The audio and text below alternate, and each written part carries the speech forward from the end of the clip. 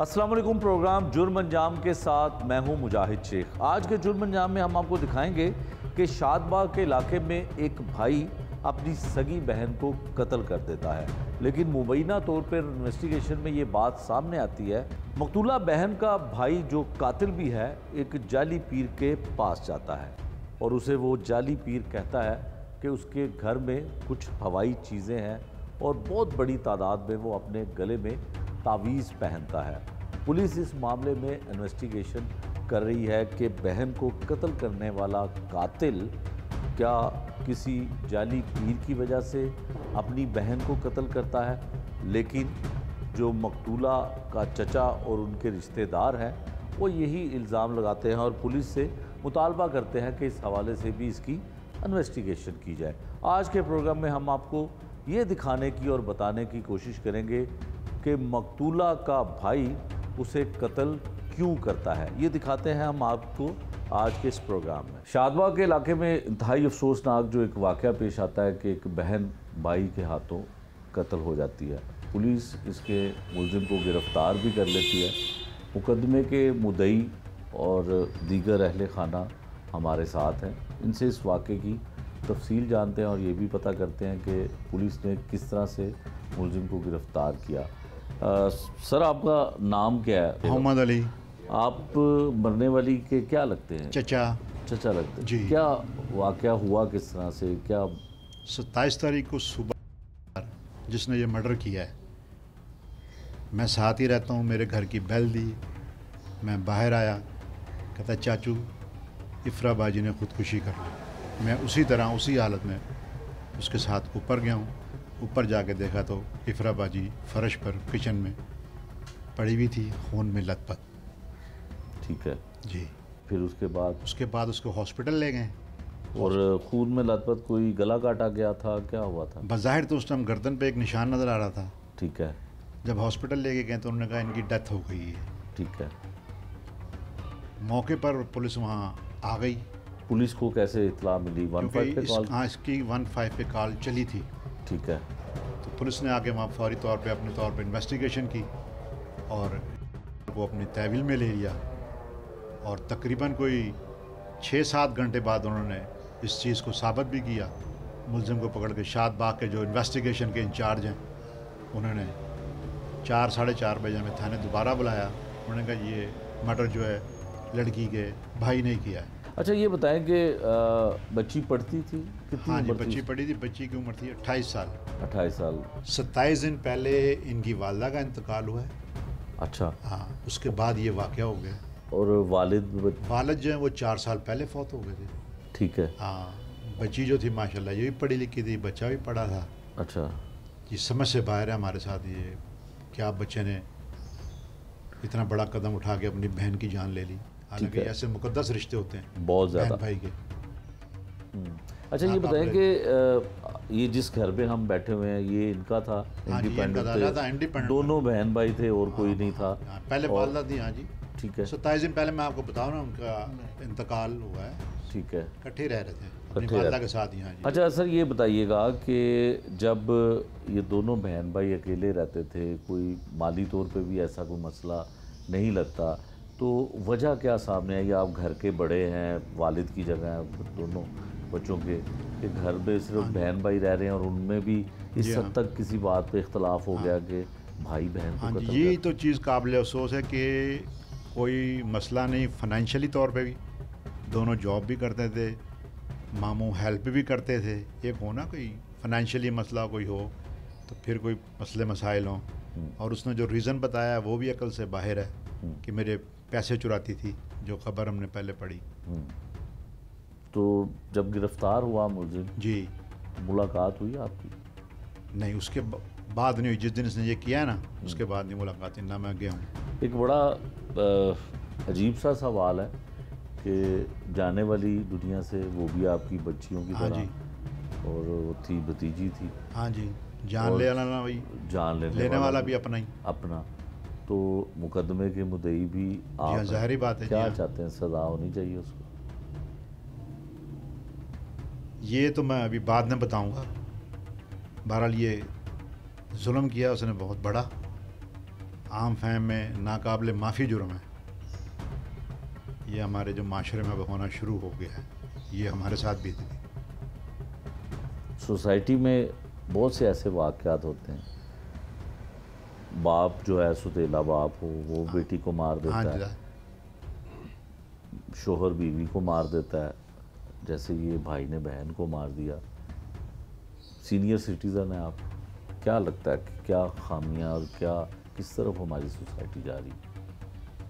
Society तो वैसे गलत जा रही है, लेकिन अब ये माजरा तो समझ में नहीं आया ना कि क्यों उसने मार दिया। जबकि उसको कहा गया था तुम्हें कोई मसला मसाइल मामू हैं, मैं हूँ, चाचा हूँ आपका, आपने मुझे बताना है। अब ये अल्लाह ही बेहतर जानता है या मरने वाली इनमें क्या क्लैश हुआ कि उसने इतना इंतहाई कदम उठा लिया। अच्छा ये बताइएगा कि जो आपका भतीजा है जो मुलजिम भी है, आम लाइफ में नॉर्मल है, कोई उसको ज़हनी तौर पे कोई अपसेट तो नहीं? बज़ाहिर तो वैसे नहीं लगता, सिर्फ एक चीज़ जो है ना, वो भी मुझे उस दिन उसके गले में मैंने जो तावीज़ देखे ना बेशुमार, आम रूटीन में कोई एक दो पहनता, उसने बेशुमार तावीज़ पर मैंने कहा यार ये आपने क्या पहने हुए? बस वो चाचू हवाई चीज़ें हैं। ये मेरे लिए एक फ़िक्र की बात थी। ये वाकई एक फ़िक्र की बात है कि बहुत से लोग जादू टोने के हाँ जी, चक्कर करते हैं में भी हाँ जी, इस तरह से चीज़ें कर हाँ जी, देते हैं। हाँ जी। तो कोई इसमें आपने अपने तौर पे कोई मैंने ये उसी दिन देखा जिस दिन ये वाक़या हुआ ना 27 तारीख, उससे पहले मेरे इल्म में था ही नहीं बिल्कुल। ठीक है जी। तो फैमिली के और लोग कौन से इनके साथ राब्ते में थे जिन्हें ये पता हो? ज़ाहिर बात है इनके मामू नज़दीक रहते हैं, वो थे, ये मेरे साथ ही बैठे हुए शहजाद साहब। हर किस्म का दोनों बच्चों से भरपूर तावन, किसी किस्म, हाँ बहन के बच्चे, ज़ाहिर अपना खून, ऐसा कोई मसला नहीं था कि इसने इतना बड़ा ये कदम उठा दिया। ठीक है, FIR आसानी से दर्ज हो गई? हाँ FIR दर्ज हो गई और इन्वेस्टिगेशन शादबाग ने बड़ी अच्छी कोशिश से उसी टाइम इस सारे मसले का हल भी कर लिया। आपको शुबा भी नहीं होगा कि हाँ जी भाई मारने वाला? भाई मारने वाला, हाँ जी। पुलिस ने उसको मुलजिम की तलाश की? ज़ाहिर बात है अपनी इन्वेस्टिगेशन करके उसका रिजल्ट भी दिया है।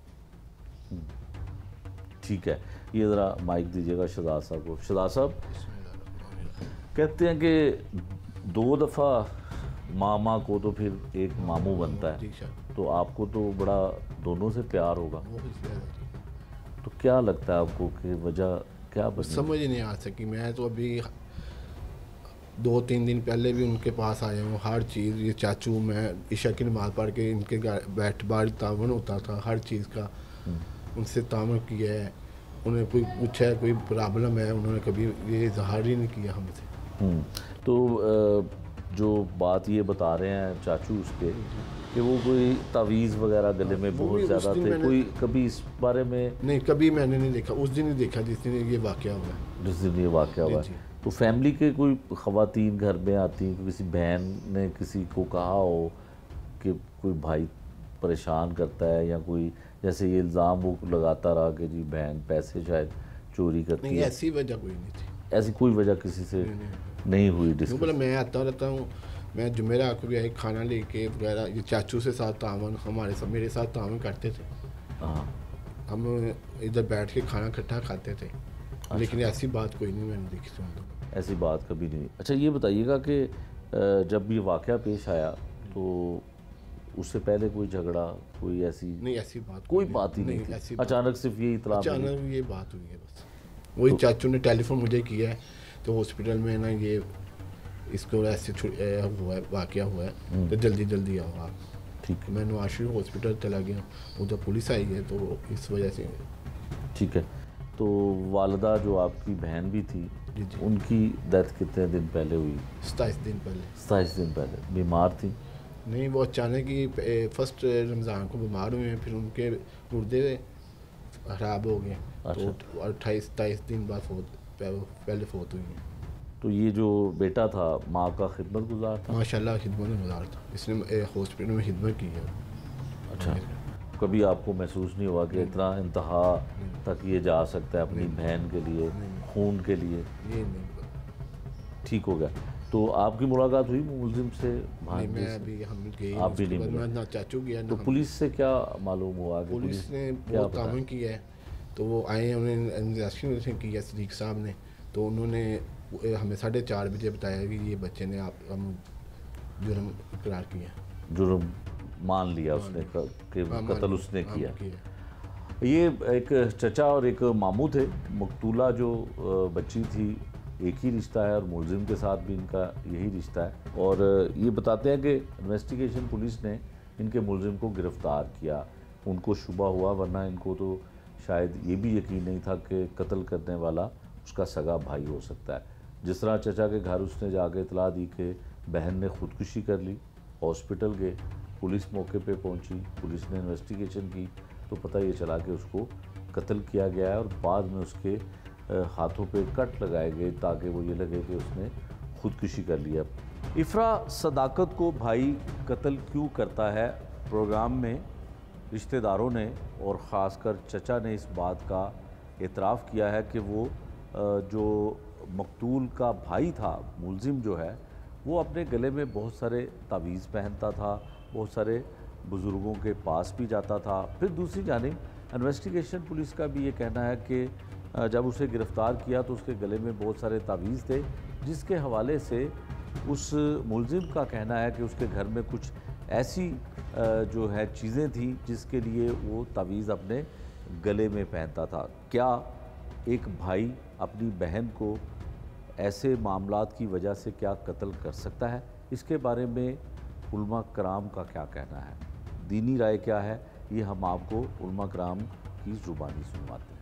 आज का जो ये उन्वान है कि कत्ल नाहक और फिर उसके मुहर्रिकात ऐसे हों कि मुझे कोई हवाई चीज़ें नज़र आ रही हैं, मैं खला में ये देख रहा हूँ, मुझे फ़िज़ा में ये नज़र आ रहा है, या किसी मज़हबी पेशवा के कहने पर आया अपने किसी रिश्ते का नाहक कत्ल करना, शरीयत की तरफ से कोई इसकी इजाज़त, कोई ऐसा मामला, कोई शरीयत कोई ऐसा हमें रास्ता दिखाती है, तो मैं इस हवाले से कुरान और सुन्नत की रोशनी में मारूज़ात अर्ज़ करना चाहूँगा।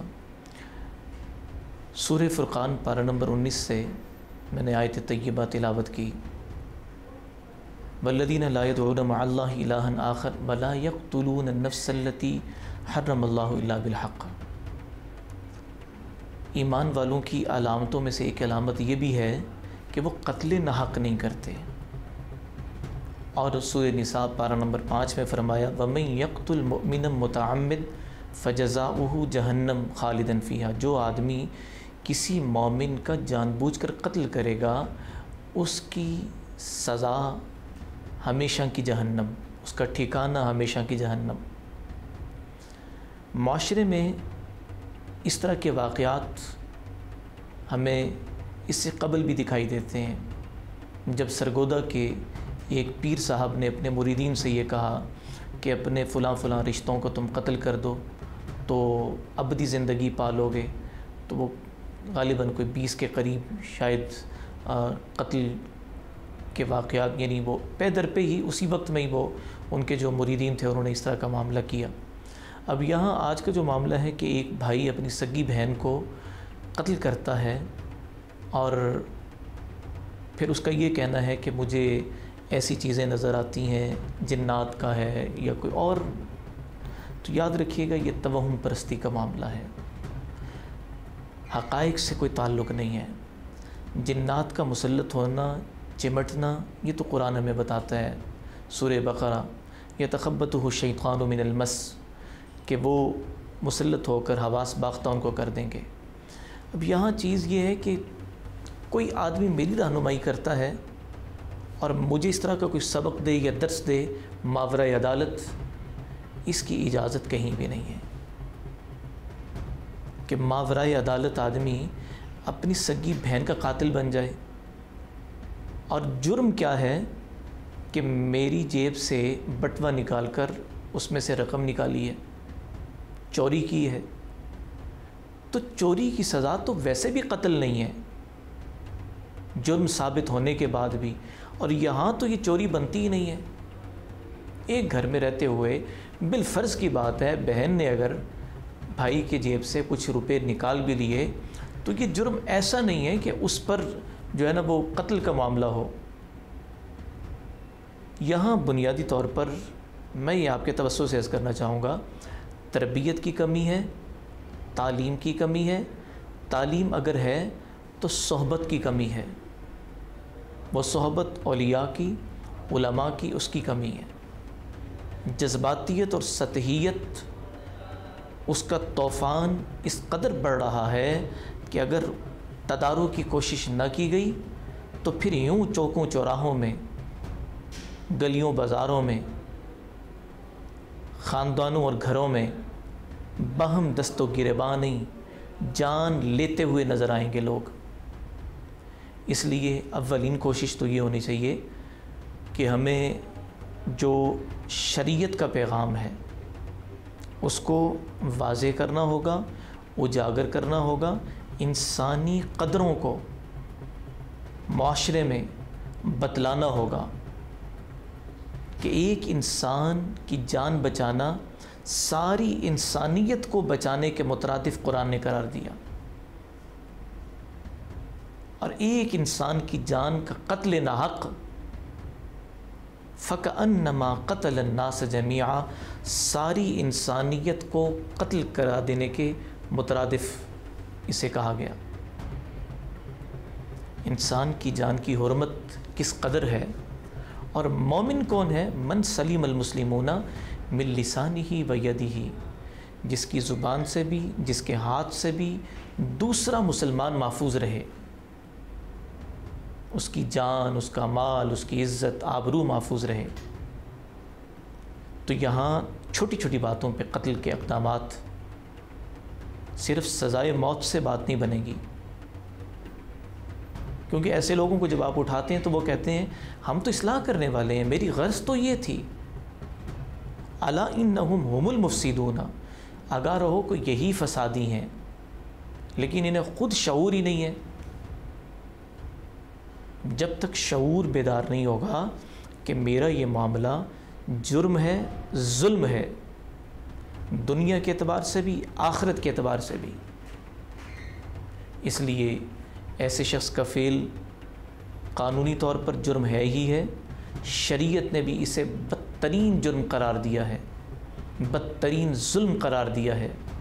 जहालत के ज़माने में जब एक शख्स ने अपनी बच्ची को ज़िंदा दरगो कर दिया था, दफन कर दिया था, इस्लाम लाने के बाद जब वो बारगाह रिसालत में हाज़िर हुए, अल्लाह के नबी सल्लल्लाहु अलैहि वसल्लम ने बच्चियों के, बेटियों के, बहनों के, यानी औरत ज़ात के हुकूक मुतय्यन फरमा दिए हैं। जहाँ जिस जालिम भेड़िए का बस चले वो किसी भी उन्वान पर कत्ल कर दे, शरीयत इसकी इजाज़त नहीं देती।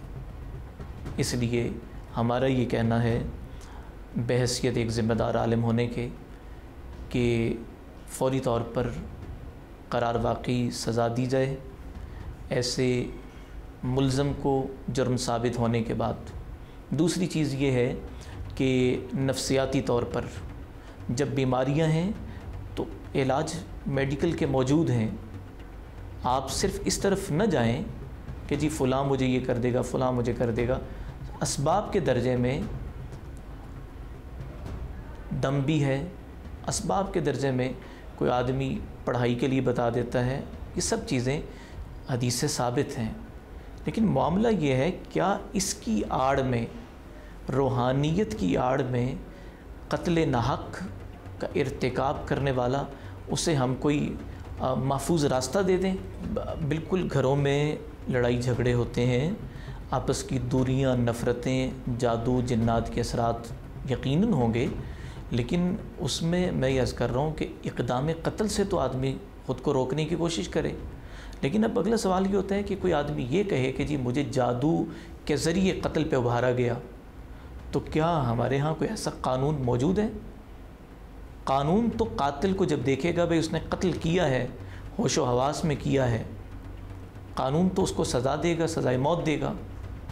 ठीक है, इसलिए ये जो चीज़ें हैं, जादू जिन्नात के असरात ज़रूर हैं, लेकिन मैं ये समझता हूँ इस हद तक का मामला ऐसा नहीं है कि आदमी को ये कह दे कि जी ये तो हमारे माशरे का अलमिया है कि जी फ़लाँ पागलपन का दौरा पड़ गया था। भाई नफसियाती डॉक्टर्स मौजूद हैं और पूरे पूरे हॉस्पिटल्स मौजूद हैं, वो लोग जो है ना तिब्बी मुआयना करें कि वाक़ईतन इस आदमी के दिमाग में खलल था, कोई पागलपन का दौरा इस कदर पड़ा था, या वैसे ही किसी को भी करार दें और फिर उसे महफूज रास्ता दे दें। ऐसा नहीं होना चाहिए। देखें, जादू जिन्नात के मामलात चल रहे हैं, जिन्नात की नज़र बद भी लगती है। इसके लिए अल्लाह के नबी सल्लल्लाहु अलैहि वसल्लम ने मुअव्वज़तैन का बताया है कि आखिरी 2 कुल हर नमाज के बाद पढ़ लिया करें। और सही बुखारी की रिवायत है कि सूरह बकरा जिस घर में पढ़ी जाती है, अल्लाह जल्ल वाला वहाँ से जादू और जिन्नात के असरात को ख़त्म फरमाता है। हम इन अमाल की तरफ आएँ, सूरह बकरा की तिलावत लगा दें, रिकॉर्डिंग लगा दें, इंशाअल्लाह उसकी बरक़ात व समरात भी हासिल होंगी। ख़ुद पढ़ सकते हैं, ख़ुद पढ़ने का एहतमाम भी करें। और इसी तरह से मुअव्वज़तैन पढ़ने में 2 मिनट आपके नहीं लगेंगे। हर नमाज के बाद मामूल बना लें कि भाई ये मुअव्वज़तैन मैंने पढ़नी है, 2 कुल पढ़ने हैं। अल्लाह जल्ल वाला जादू के असरात से हिफाजत फरमाएगा, जिन्नात की शरारतों से मेरी हिफाजत फरमाएगा। तो ये चीज़ें करने की हैं। और फिर वही बात दोहरा दूँ कि इस आड़ में शरीयत इजाज़त नहीं देती कि कोई आदमी किसी का कत्ल कर दे और फिर शरीयत उसको बचा ले कि जी ये रूहानियत के नाम पर या फ़लाँ चीज़ का गलबा था या कोई इसका ऐसा था। ऐसा कोई ताल्लुक़ नहीं। जो आदमी कत्ल नाहक करेगा जानते बूझते हुए, उसकी सज़ा कत्ल है।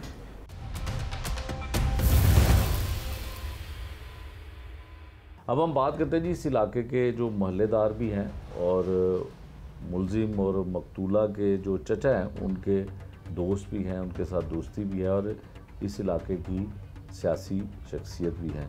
सर क्या नाम है आपका? चौधरी अशरफ नाम है मेरा। चौधरी अशरफ साहब जी जी। शादबाग का इलाका जो है वो वैसे तो नून लीग का गढ़ है और यकीनन आपका भी ताल्लुक़ इसी जमात से ही होगा। बिल्कुल नून से ताल्लुक़ है मेरा। तो ये क्या मामला हुआ, कोई बच्चा किस तरह से कत्ल बहन को कर गया, क्या इतलात आप तक पहुँची? ये जो वाक़या है नहायत ही अफसोसनाक वाक़या हुआ है, इसकी हमें बिल्कुल उम्मीद नहीं थी।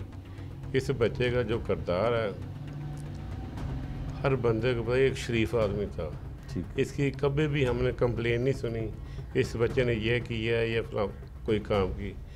इसको कभी गली में ना देखा खड़े हो गए, गली में खड़ा हो या किसी चौक में खड़ा हो या किसी से उलझा हो। नहायत ही शरीफ बच्चा था।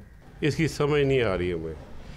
ये जो घर है, ये जो ख़ानदान नहायत ही शरीफ आदमी है, अपने कारोबार करते हैं, किसी से कोई तल्लक नहीं होता, किसी को दुख वगैरह में काम आते हैं, किसी को तंगी वगैरह नहीं देते।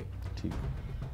ये जो मकतूल का वालिद था सदाकत साहब, ये भी नहायत अच्छे आदमी थे, शरीफ आदमी थे, अच्छे काम करते, लोगों की भलाई करते थे। इस बच्चे ने क्या किया इसकी समझ नहीं आई। ये शाहबाग जो है पुलिस है, SHO शहरयार, ख़ास तौर पे इंचार्ज इन्वेस्टिगेशन सदीक साहब, इनकी मेहनत से लगन से इन्हें 2-3 घंटों में रिज़ल्ट दे दिया कि जो कत्ल किया गया, जो बच्ची कत्ल हुई है उसके भाई ने की है। हमें यकीन नहीं आ रहा था। मैं कोई कहता ना कि इस बच्चे ने कत्ल किया, हम किसी सूरत में यकीन नहीं कर सकते थे। जो बातें हमें सदीक साहब ने बताई कि ऐसे किया, मैं खुद जाकर उस लड़के से मिला हूँ, मुलजिम से मिला हूँ।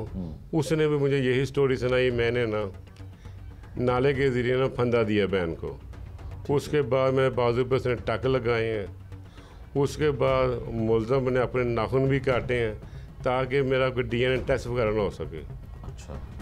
उसके बाद ये दोस्त गए हैं हॉस्पिटल, जिसने किया पोस्टमार्टम किया, उसने भी यही बात बताई है कि इसको फंदा दे के इसको कत्ल किया गया। अगर हमें कोई और बताता कि ऐसे हुआ, इस बच्चे ने किया, हमने कभी यकीन नहीं करना था। पोस्टमार्टम हुआ था बच्ची का पोस्टमार्टम हुआ था, उसमें वो आ गया होगा, हर चीज़ क्लियर आ गई है। गला दबाने पोस्टमार्टम इसलिए कराया गया ताकि पता चले इस बच्ची के साथ हुआ क्या, ताकि हमें यकीन हो सके वाकई इसी बच्चे ने ये जो जुल्म किया इसी ने की है। इसने नहायत बहुत जुल्म किया, बहुत ज़्यादती की। मुलजिम को मिले हैं? बिल्कुल मिला मुलजिम को। कोई पशेमानी थी, कोई नदामत थी उस पर? वो ज़हनी तौर पे परेशान था, ऐसे लग रहा था वो जैसे साइको टाइप है। जो उसने हरकत की कत्ल करने के बाद, उसे तो बिल्कुल नहीं लगता वो साइको है। उससे मैंने बातचीत की है, वो साइको लगा, वो उसका ज़हनी तौर ठीक नहीं लग रहा था। कोई मंशियात का इस्तेमाल तो नहीं करता था? मेरे हिसाब से वो सादा नहीं पीता था, ठीक है। ना मंशियात का ना किसी और किस्म का। वो बड़ा अच्छा पढ़ा लिखा बच्चा था। जो मोहल्लेदारों से सुना है ना, उनको देखा भी हमने कम ही है। ना मोहल्ले में कभी नज़र आया, सुबह जाता था रात को आता था, ना किसी मोहल्लेदार से उसकी दोस्ती है। बिल्कुल शरीफ बच्चा था। इसकी हमें समझ नहीं आई इसे हुआ क्या, किस तरह किया। एक ही ख्याल आता है इसके बारे में, जो उसने तवीज़ वगैरह डाले हुए थे ना, उसकी वजह से उसका ज़हन ख़राब होता, उसकी वजह से कुछ किया। तवीज़ भी एक नहीं थे, 2 दर्जन के हिसाब से तवीज़ थे गले में, जो बड़े बड़े तवीज़ डाले हुए थे। मेरे हिसाब से जो बच्ची का कत्ल हुआ है ना, इसके पीछे बाबे हैं। अच्छा। जिनके पास जाता था। अच्छा, चलो एक तवीज़ डाल देते, 2 डाल देते। तो किन बाबों के पास जाता था? इसका नहीं पता किन के पास जाता था। ये बाबों की वजह से ना उसका दिमाग ख़राब किया गया, इसने ये कदम उठाया गया था।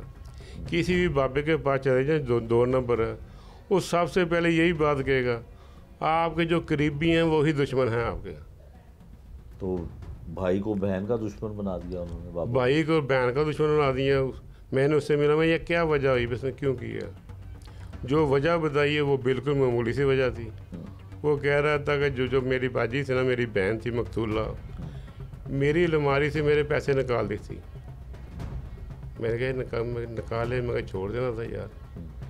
कहता 2-3 बार पहले भी निकाले थे, मैं यह छोड़ देते। कहता मुझे बर्दाश्त नहीं हुआ, मैंने उसे मार दिया। मैंने कहा आपने बहुत ज़्यादती की है, आपको ऐसा नहीं करना चाहिए। बहन भाई नहीं मिलते, आपने तो अपना घर तबाह कर दिया। बाप आपके सर पर नहीं है, वालदा ही फौत होगी 1 माह तकरीबन पहले, आपने बहन को मार दिया, अब क्या करोगे आप। वो एक ही बात कहता मुझे बचा लो। मैं कि आप कैसे बचा सकते हैं। अच्छा अशरफ साहब, आप दोस्त भी हैं उसके, अली साहब के चचा के, तो जाने वाली भी उनकी प्यारी बेटियों की तरह थी और ये भी ज़ाहिर है बच्चों की तरह था। तो फ्यूचर में क्या लगता है कि मुलजिम को ये सज़ा दिलवा पाएंगे? सर बात ये है, मरने वाली तो मर गई है, वो तो वापस नहीं आ सकती, चाहे मुलजिम सज़ा हो या ना हो। बिल्कुल ऐसा। एक माशरे में मैसेज आना चाहिए, जो ये गलत काम करे ना, वो सोच समझ कर को सज़ा मिलेगी तो मैसेज आएगा। अगर वो बाहर आ जाएगा, उसको देगा कईयों को हौसले बढ़ जाएंगे, उसने कत्ल किया तो वो वापस आ गया। सज़ाएँ मिलेंगी, सख्त तरीन सज़ाएँ मिलेंगी, ऐसे जराइम ख़त्म हो गए। जब सज़ाएँ नहीं होंगी तो जराइम बढ़ेंगे। सज़ा होनी चाहिए, जो उसने किया उसको उसकी सज़ा मिलनी चाहिए। बिल्कुल जी, मिलनी चाहिए। अशरफ साहब, जिस बात पे आप निशानदेही जिस बात पे करवा रहे हैं कि कोई बाबों का मामला भी हो सकता है, तवीज़ गले में इतने पहने हुए थे, तो अगर कोई किसी बाबे के कहने पे उसने बहन को कत्ल कर दिया है या उसका जहन ख़राब हुआ, तो आप नहीं समझते कि इसके ऊपर भी इन्वेस्टिगेशन होनी चाहिए? उस मुलजिम का के साथ साथ वो भी बराबर के शरीक हैं। बिल्कुल होनी चाहिए। जो ये 2 नंबर बाबे हैं जिन्होंने अपनी दुकानदारी लगाई हुई है, उनको भी पकड़ना चाहिए, ताकि ये 2 नंबर बाबे हैं ना कि लोगों को गलत रास्ते पर लाते हैं, अपनी जेबें गर्म कर लेते हैं तो दूसरों की जेबें खाली करते हैं। इनको भी ख़त्म करें, इनकी दुकानदारी मुकम्मल तौर पर ख़त्म होनी चाहिए, ताकि आगे से ऐसे काम ना हो। चलो तवीज़ एक दे दें, ठीक है।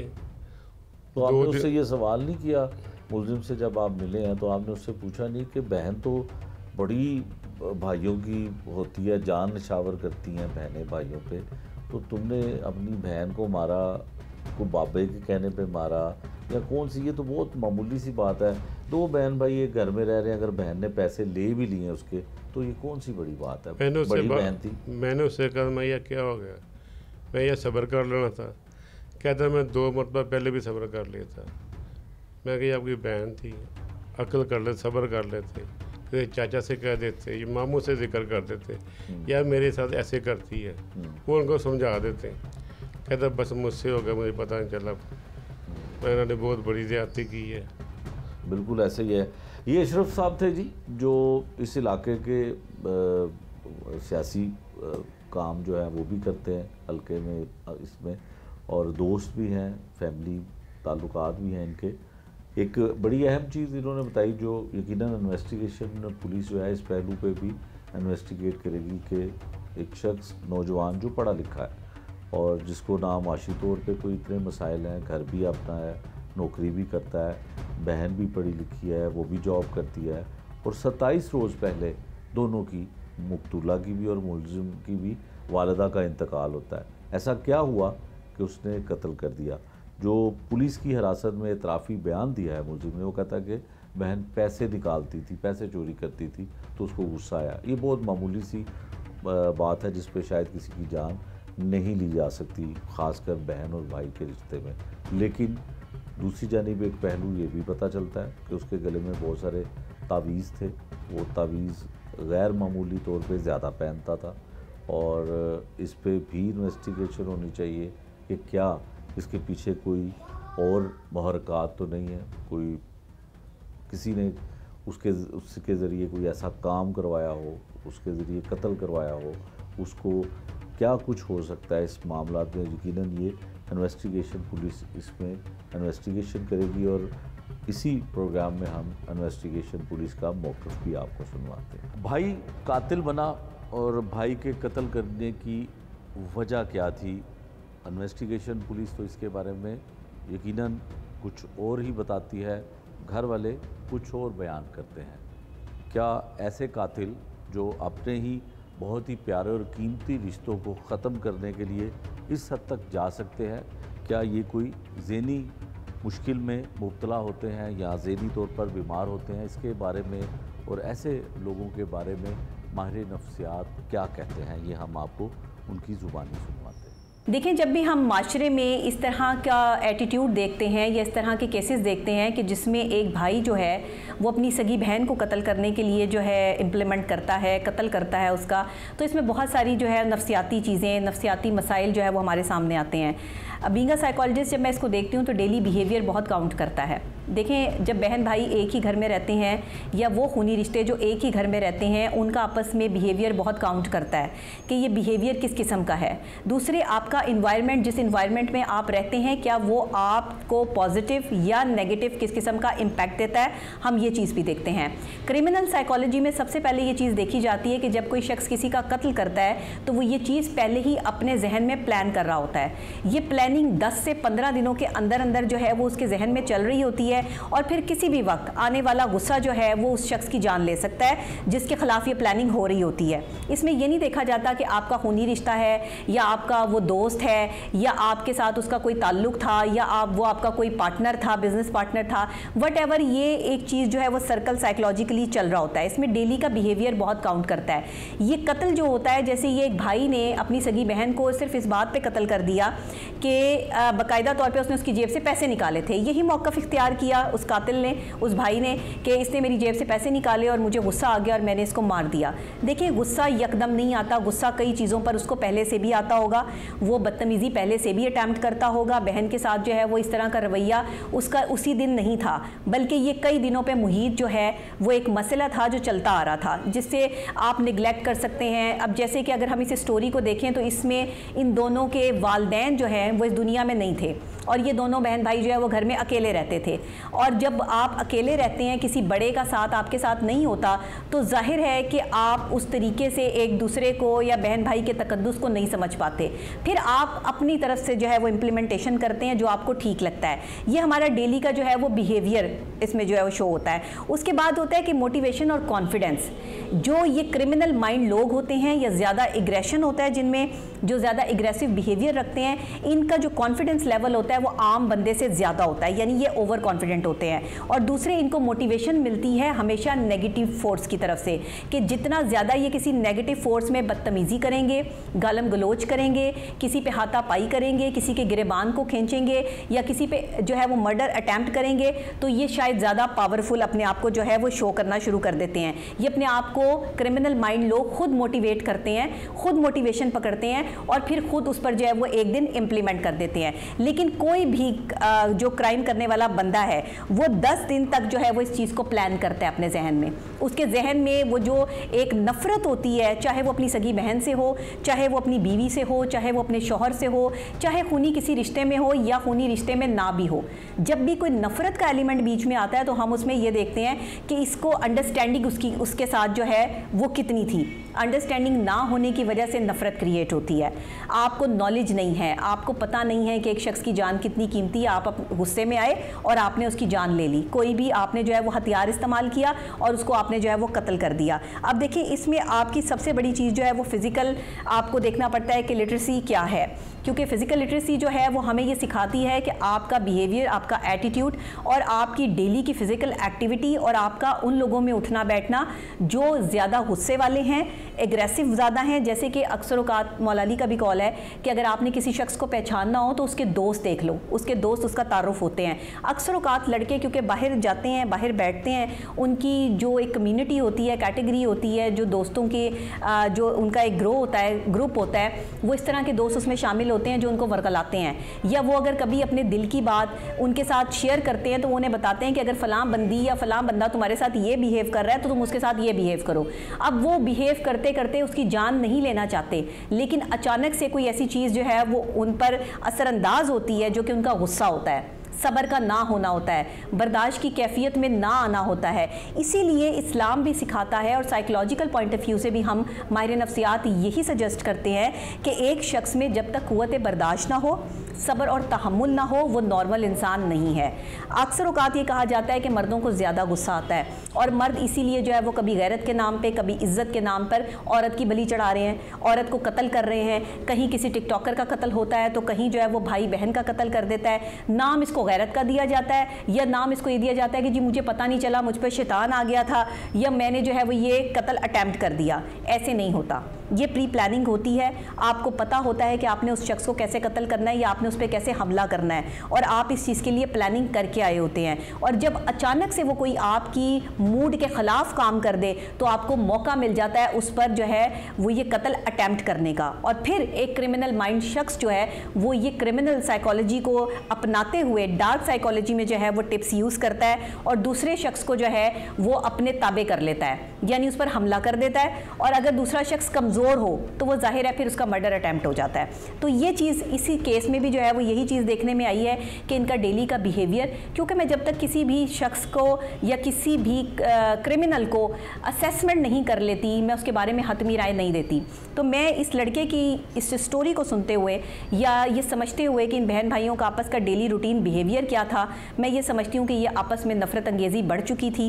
इसे अपनी बहन से बहुत ज़्यादा तकलीफ़ थी और बहन भी शायद उसकी उस तरह इज़्ज़त नहीं करती थी। बीच में समझाने वाले बड़े मौजूद नहीं थे और इनको रोकने वाला कोई नहीं था। लड़ाई झगड़े आपस में ही होते थे। इर्द गिर्द अगर पता लगाने से ये भी पता चलता है कि इनके रिश्तेदार जो है वो इनके इर्द गिर्द रहते थे, तो रिश्तेदार भी शायद इनसे इनके बिहेवियर या बदतमीज़ियों की वजह से जो है वो दूर हो चुके होंगे, जो इनके साथ जो है वो इन्हें समझाने से कासिर। क्योंकि देखिए, जब कोई बंदा बदतमीज़ हो जाता है, एग्रेशन लेवल उसका हाई होता है, उसको समझाना नामुमकिन हो जाता है। जब तक उसे सज़ा ना मिले वो बाज नहीं आता। और यही इस मर्डर केस में भी हुआ। साइकोलॉजिकली इसके पीछे और कोई ऐसी ख़ास रीज़न नहीं है कि उसने जो है वो ये सोच कर आया था कि वो कत्ल कर देगा। वो बहुत अरसे से ये सोच रहा था कि मैं इसे अपने रास्ते से कैसे हटाऊँ, ये मुझे तंग करती है, ये इसका बिहेवियर मेरे साथ ठीक नहीं है और अगर ये नहीं होगी तो शायद मैं ज़िंदगी बहुत अच्छे से गुजार सकूँगा। इसीलिए उसने इस मर्डर को भी जो है वो ख़ुदकुशी का नाम देने की कोशिश की कि अपनी बहन को मार के उसके बाद उस पर छुरियों के वार भी किए, यानी कि उसने ये साबित करने की कोशिश की कि मैं अपना किया हुआ जुर्म जो है वो छुपा लूँ। अब ये एक क्रिमिनल माइंड ही कर सकता है। हो सकता है वो लड़का नशा करता हो, क्योंकि नशा एक बहुत बड़ा एलिमेंट है किसी की भी जान लेने का। और हम जब भी इस केस को रीड करती हूँ मैं क्रिमिनल साइकोलॉजी में या किसी भी क्रिमिनल माइंड इंसान को जब मैं स्टडी करती हूँ तो मुझे ये पता लगता है कि उसमें से 70% लोग जो है वो नशा करते हैं और उनका नशा भी आइस का नशा होता है या जो है वो इतना सख्त नशा होता है जिसकी वजह से वो अपने औसान खता कर बैठते हैं और गुस्से का लेवल बढ़ जाता है। देखिए, जब कभी भी आपका खून जमना शुरू होता है बॉडी में तो आपके जिस्म का टेम्परेचर बढ़ता है। टेम्परेचर बढ़ता है तो आप हाई ब्लड प्रेशर के मरीज़ बन सकते हैं। बहुत से आप जो है वो हाई ब्लड प्रेशर के मरीज़ देखेंगे जिनका गुस्सा आप कंट्रोल नहीं कर सकते और वो उस वजह से भी मर्डर अटैम्प्ट करते हैं।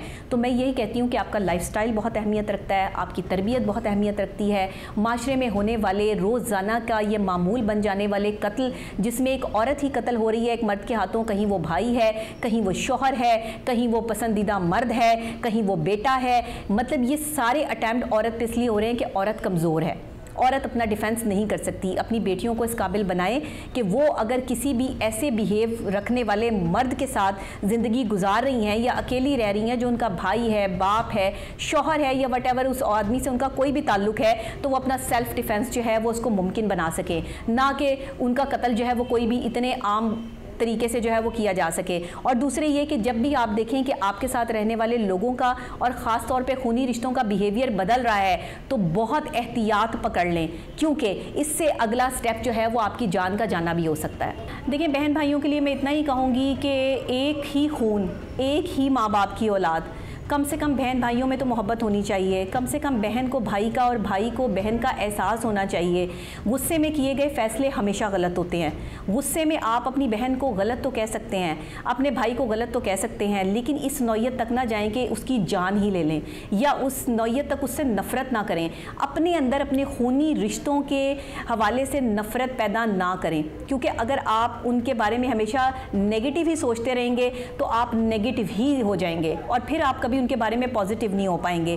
तो अगर आप चाहते हैं कि आप अपने बहन भाइयों में मोहब्बत रखें तो बहन भाइयों की नेगेटिविटी को अलग करके उनकी पॉजिटिविटी के वो कभी आपके साथ अच्छा सलूक भी करते होंगे, कोई ऐसी अच्छी आदत और अच्छी बात भी होगी जो आपको अपनी बहन या भाई में अच्छी लगती होगी, उसको याद करके जो है वो उनके साथ जिएं और कम से कम अपने आप को इस नौबत तक ना लेकर आएँ कि जिसमें आप किसी की जान ले लें, या अपनी बहन की या अपने भाई की। अगर हमारे खूनी रिश्ते ही आज जब आपस में जान के दुश्मन बन जाएंगे तो फिर हम कहाँ जाके इंसाफ मांगेंगे या कहाँ जाके मोहब्बत का तकाजा जो है वो पूरा करेंगे। लोग कहते हैं कि नेचर और सिग्नेचर कभी नहीं बदलते, लेकिन मैं आपको आज एक बात बता दूं, एक छोटी सी चोट जो है वो आपकी नेचर और सिग्नेचर बदल सकती है। आपकी उंगली पे लगी हुई छोटी सी चोट जो है वो आपके सिग्नेचर स्टाइल चेंज कर सकती है और आपकी नेचर पे, आपके दिल पे लगी हुई चोट जो है वो आपकी नेचर तब्दील कर सकती है। तो इसीलिए कोशिश ये करें कि प्यार और मोहब्बत से एक दूसरे को समझाएं, नफ़रत अंगेज़ी या बदतमीज़ी के जुमलों का तबादला आपस में बहन भाई ना करें। अगर आपको किसी बहन भाई पर गुस्सा भी है तो उसे उस वक्त में जो है वो छोड़ दें, जब गुस्सा ठंडा हो जाए तो उसे प्यार से समझाएं, क्योंकि गुस्सा जो है वो सिर्फ शैतानी अमल है और इस शैतानी अमल से बाद में इंसान पछताता है। अब देखें, बहन भी दुनिया से चली गई और भाई भी जो है वो जेल चला गया, दोनों की ज़िंदगी बर्बाद हो गई। माँ बाप पहले ही इस दुनिया में नहीं थे और घर का घर जो है वो उजड़ गया सिर्फ एक ज़िद और गुस्से की वजह से। और न जाने रोज़ाना कितने बहन भाई, कितने शौहर और बीवी, कितने अपने खूनी रिश्ते जो हैं वो इस गुस्से की भेंट चढ़ जाते हैं और गुस्से की भेंट चढ़ के जो है वो ख़ानदान के ख़ानदान बर्बाद हो जाते हैं। तो मैं यही कहूँगी कि मोहब्बत से रहें, अमन से रहें और सब्र और इस्तकामत ज़रूर अपनी पर्सनैलिटी में जो है वो शामिल करें। और अगर आपको नहीं आती तो किसी एक्सपर्ट की राय लें।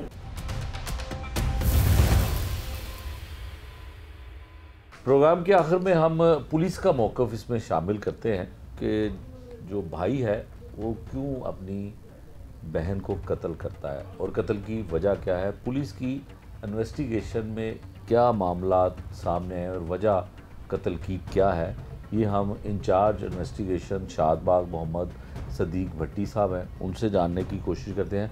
सदीक साहब, मुलज़िम जो है वो सगा भाई था, बहन थी, क्यों कत्ल किया उसने? ये दरअसल दोनों बहन भाई थे। वाले साहब इनके 4 साल पहले वफ़ात पा चुके हैं और 26 दिन पहले इनकी वालदा का इंतकाल होता है। ठीक है। तो मामूली तलक कलामी पर ये झगड़ा हुआ इनका। ठीक है। और तलक कलामी की वजह कुछ पैसे बने। ये कहता था मुलज़िम कि मेरी बहन जो अफरा सदाकत है मकतूला, इसने मेरा 30-40 हज़ार रुपये छुड़ा लिया। ठीक है। तो बहन भाई दोनों ही घर में रहते थे? जी, दोनों बहन भाई घर में रहते। अच्छा, सदीक साहब ये बताएं कि जो चचा है मकतूल का भी और मुलज़िम का भी और मामू है और फिर एक उनके फैमिली फ्रेंड भी हैं, वो कहते हैं कि वो कोई तावीज़ वगैरह उसने बड़े गले में पहने हुए थे, शायद उसका कोई दिमाग ऐसा माउफ हो गया कि फितरी तौर पे लोग ऐसा अमल कम करते हैं कि इतने ज़्यादा तादाद में उसके गले में तावीज़ थे, तो कोई ज़हनी शायद उसके ऊपर भी हो, कोई किसी जाली पीर के पास भी वो जाता हो, कोई ऐसा मामला भी इन्वेस्टिगेशन में सामने आया? नहीं, दरअसल ये कहता था कि हमारे घर के अंदर ना कुछ चीज़ें हैं, ठीक है, उनका सेब है, तो उनसे बचने के लिए मैंने ये तावीज़ अपने गले में पहन रखे हैं। अच्छा, ये मुल्ज़म का मौक़िफ़ उसका है। तो किस पीर से उसने बनवाए या किस पीर के पास जाता था, कोई इसके बारे में? तो ज़ाहिर है पुलिस का कंसर्न नहीं है इस हवाले से, तो कुछ इसके बारे में पता चल सका? अभी तक अभी तफ्तीश जारी है हमारी, तफ्तीश मुकम्मल नहीं हुई। ठीक है, तो हर एंगल से इंशाल्लाह हम इसको इंटरोगेट करेंगे। ठीक है। सदीक साहब, ये बताएं कि सबसे पहले होता क्या है? 15 पे कॉल मिलती है कि एक लड़की, उसका मर्डर हुआ या उसकी खुदकुशी, फिर आपको कैसे पता चला, आपको किस बात पे शुबा हुआ, इसने बचने के लिए क्या कुछ किया, ये बताइए कि मुलजिम को गिरफ्त में कैसे लिया? ये दरअसल जब हमें इतला मिलती है वक़ूआ के बाद, तो डेड बॉडी चूँकि शिफ्ट हो गई थी कोट ख्वाजा सईद हॉस्पिटल में, तो हमारा जो ड्यूटी अफसर है वो जाता है, वो हालात देखता है।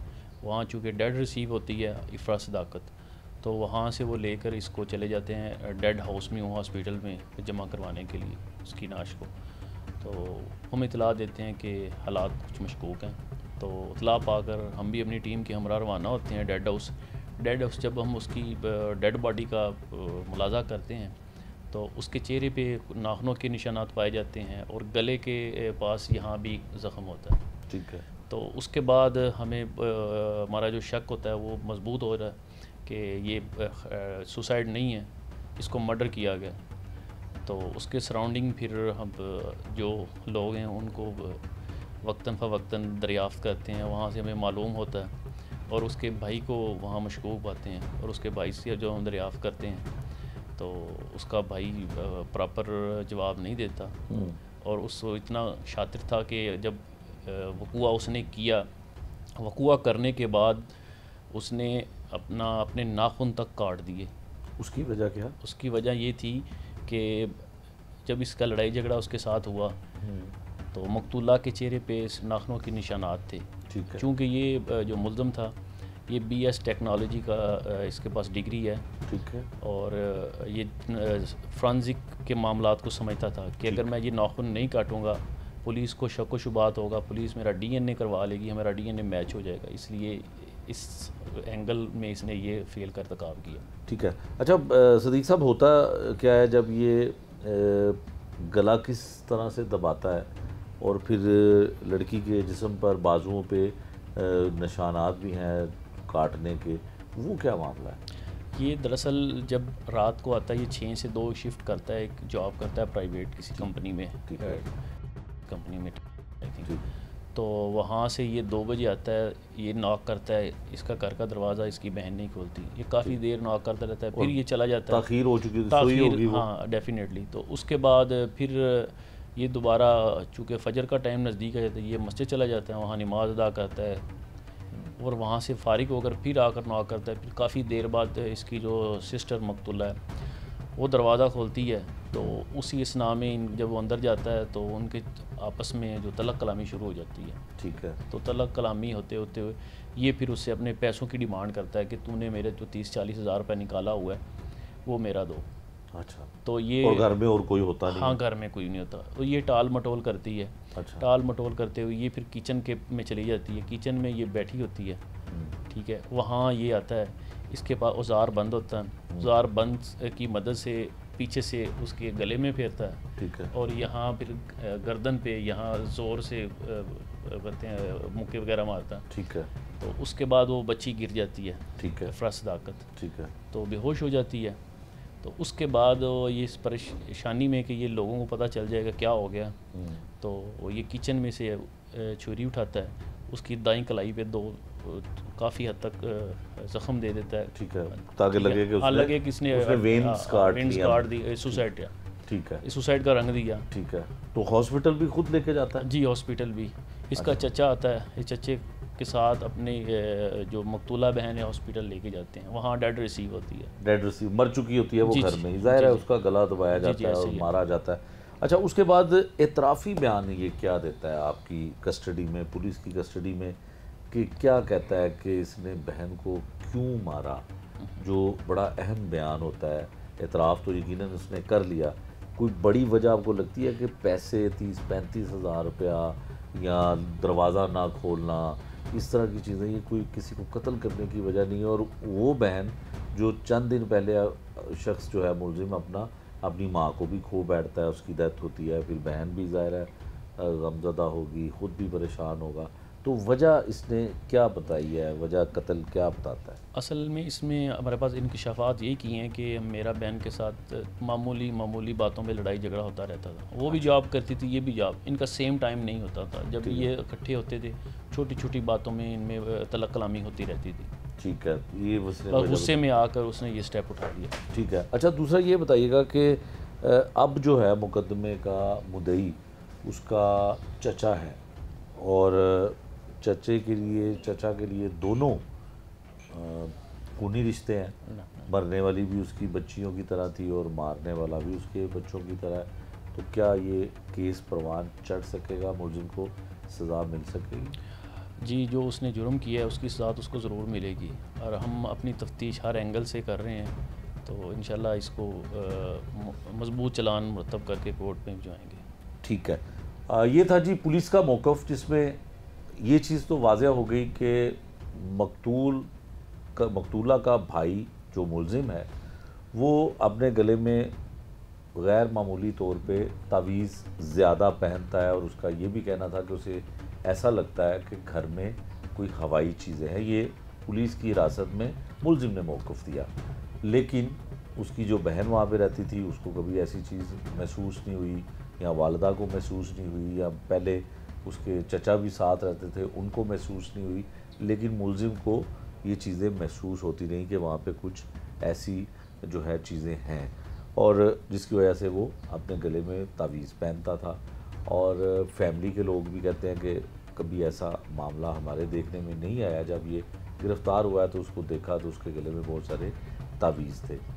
पुलिस ने पुलिस ने मुलजिम को गिरफ़्तार किया कि लड़की के चेहरे को बुनियाद बनाया गया, उजारबंद के साथ उसका गला दबाया गया, फिर उसकी वेंस काटी गई मुलजिम की तरफ से, तो ये ड्रामा रचाने की कोशिश की गई कि ये खुदकुशी का मामला है। लेकिन इंचार्ज इन्वेस्टिगेशन शादबाग जो है मोहम्मद सदीक, उन्होंने कहा कि उसके चेहरे के ऊपर नाखून के निशानात थे। उस नाखून के निशानात को मद्देनज़र रखते हुए जब भाई से और दीगर रिश्तेदारों से इन्वेस्टिगेशन का आगाज़ किया गया तो कातिल बहन का सगा भाई निकला। अब इस मामले में जो मुलजिम को सज़ा दिलवाना है, पुलिस ने तमाम शवाहिद, तमाम वो सबूत जो हैं वो अदालत में पेश करने हैं, और अदालत ने इस मुलजिम को सज़ा देनी है। सबसे अहम चीज़ कि इस मुकदमे का मुद्दई उसका चचा है, जो शायद उसको आने वाले वक्त में अभी कहा नहीं जा सकता कि कहीं माफ़ ना कर दे, लेकिन उसमें चश्मदीद गवाह जो है वो एक उसका मामू है। तो आने वाला वक्त ही बताएगा कि मुलजिम को कितनी और किस तरह की सज़ा मिल पाती है, लेकिन उसने ये वो अमल किया जो बहुत खूबसूरत और प्यारे रिश्ते होते हैं, उसको उसने रोंदा, बहन के रिश्ते को जो है रोंदा और उसको कत्ल कर दिया। ये था आज का जुर्म अंजाम। नए प्रोग्राम तक के लिए मुझे दीजिए इजाज़त। अल्लाह ने